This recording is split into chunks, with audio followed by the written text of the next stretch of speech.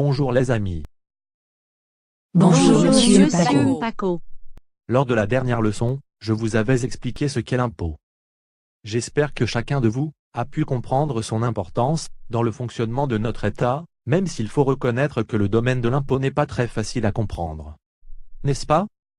Nous, on a trouvé ça intéressant. J'ai posé la question à mon papa, qui est commerçant. Il était vraiment gêné. J'ai compris qu'il ne paie pas l'impôt.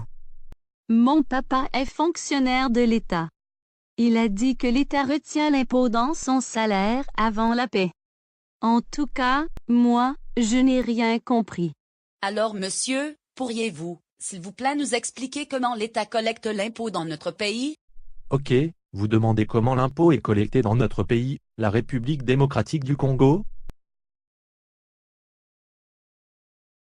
Il faut retenir que, nous avons ce qu'on appelle administration fiscale ou régie financière, opérant tant au niveau national qu'au niveau provincial. Les administrations fiscales nationales sont chargées du calcul et du recouvrement des impôts et taxes à caractère national, et dont les recettes sont destinées à alimenter le trésor public.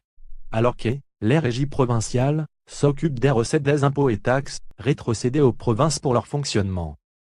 Je peux vous donner l'exemple de la Direction générale des recettes de Kinshasa, en sigle DGRK, pour la ville-province de Kinshasa.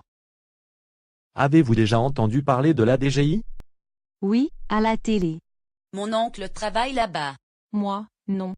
Ok, mes amis. Je vais vous expliquer. Il faut retenir qu'en République démocratique du Congo, au sein du ministère des Finances, l'État a créé des régies financières, administrativement et financièrement autonomes, parmi lesquelles se trouve la Direction générale des impôts, DGI.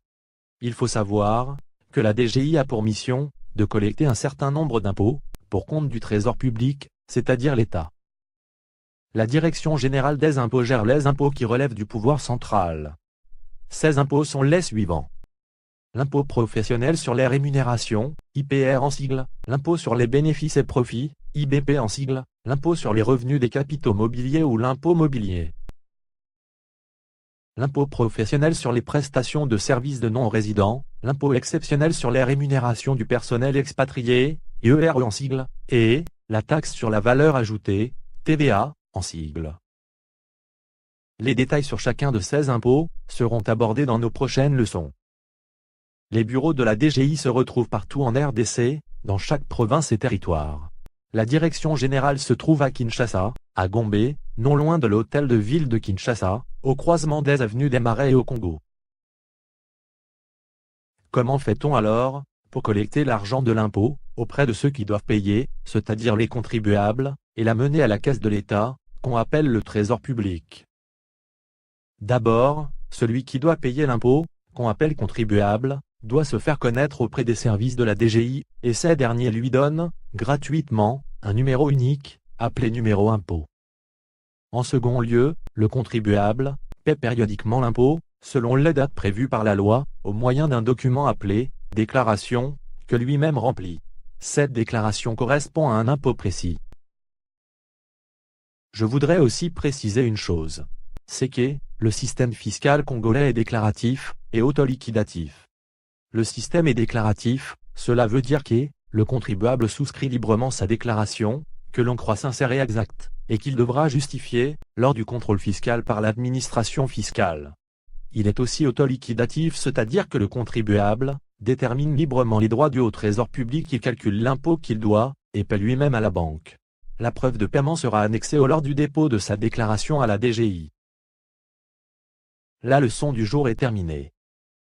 Mes amis, je vous donne un devoir. Que chacun essaie de retrouver le bureau de la DGI le plus proche, par rapport à là où il habite. Au revoir, et à la prochaine. Au revoir, monsieur Paco.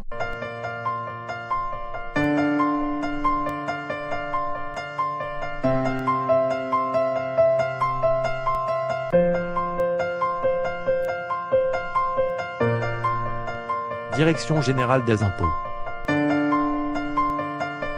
Payer l'impôt est un devoir civique.